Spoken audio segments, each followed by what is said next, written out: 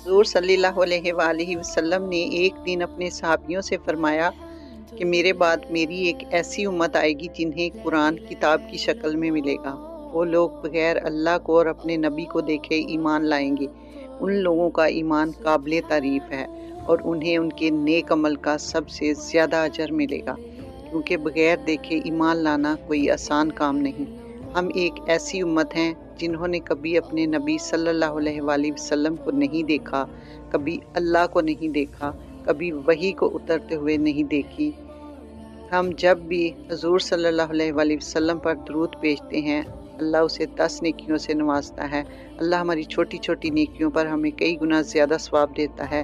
ये ख़ास रहमत है जो अल्लाह मेरे हुज़ूर सल्लल्लाहु अलैहि वसल्लम की उम्मत पर करता है।